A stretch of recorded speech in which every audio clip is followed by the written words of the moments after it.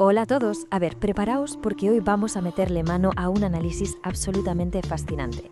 Vamos a desgranar cómo unos perfiles muy concretos, los llamados outsiders políticos, están revolucionando por completo y de paso manipulando el panorama global. Y ojo, lo vamos a hacer desde una perspectiva totalmente neutral, basándonos puramente en lo que expone nuestra fuente, para entender, de verdad, cómo nos moldean la opinión pública hoy en día. Vamos allá. Para desentrañar todo esto, nuestro análisis va a seguir esta ruta. Empezaremos con el ascenso de este famoso outsider, luego veremos esto de la política como puro espectáculo, pasaremos a la trampa del mesianismo, contrastaremos la coherencia frente al populismo y para cerrar veremos algunas estrategias de resistencia ética. Así de claro. Bueno, pues empezamos por el principio. Punto número 1. El ascenso del outsider. Y fijaos en este recorrido histórico porque es clave. La fuente que estamos analizando no ve a estos políticos poco convencionales como un fallo en el sistema o un simple accidente, los ve como el resultado de una evolución histórica súper clara. En los años 80 el neoliberalismo prometía que un Estado más pequeñito iba a solucionar todos nuestros problemas, pero claro, eso falló. Llegaron las crisis y en los 90 y los 2000 vimos un giro hacia gobiernos progresistas. ¿Y qué pasa después? Pues llega Internet. Pero, y aquí está el giro, en lugar de democratizar la información a lo bestia como muchos esperaban, lo que hizo fue darle un megáfono a nuevas tácticas de manipulación mediática. Total, que llegamos a la década actual y resulta que el outsider moderno no es una rareza, sino la consecuencia predecible de todo este ciclo. Tiene sentido, ¿verdad? Y aquí es donde la fuente introduce un concepto sociológico que sinceramente te da en el clavo, el síndrome de Doña Florinda. ¿A qué se refiere exactamente? Pues imagina a ese sector de la clase media que ha logrado escapar de la pobreza en gran parte gracias a las ayudas del Estado. El problema es que entran en un limbo rarísimo. Ya no son pobres, pero tampoco son la élite. Pero según este análisis, adoptan una mentalidad aspiracional. Es decir, rechazan por completo la solidaridad fiscal y compran el discurso de los más privilegiados. Y claro, el texto señala que este grupo es la diana perfecta, el público más goloso para la manipulación populista.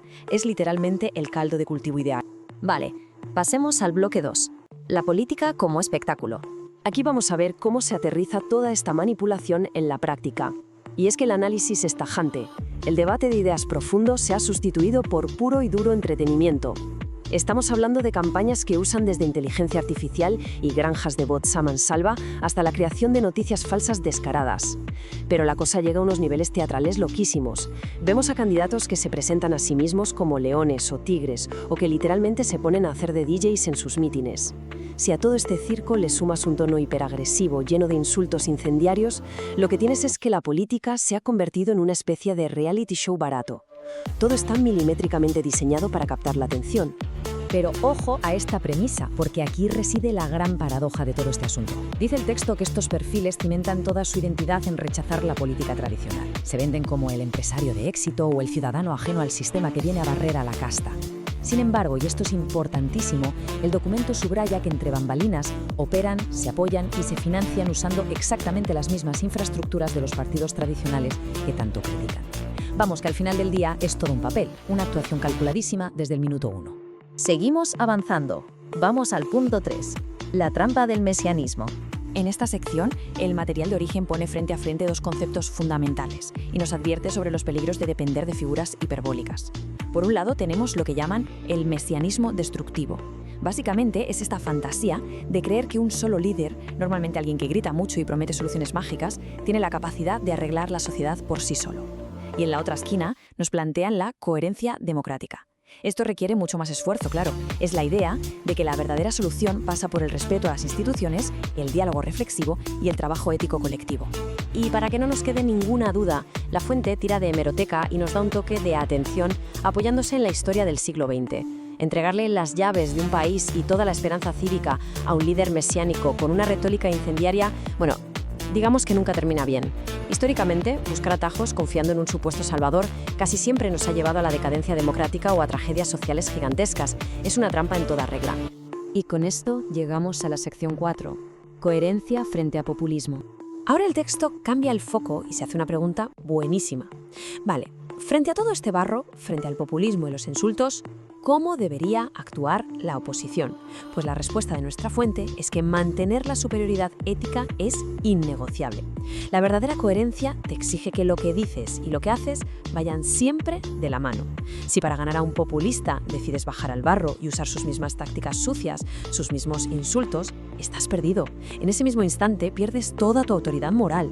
Básicamente no puedes combatir el fango con más fango. Entramos ya en la recta final. Punto 5. Estrategias de resistencia ética. A ver, esta parte es súper práctica porque la fuente nos da una hoja de ruta paso a paso para que la ciudadanía pueda ejercer una resistencia ética y efectiva. Para evitar el caos total, primero, nos dice que hay que aceptar los resultados electorales iniciales. Si hay dudas, se canalizan por vías legales, sin atajos. La protesta, por supuesto, es legítima, pero siempre de manera puramente pacífica y democrática.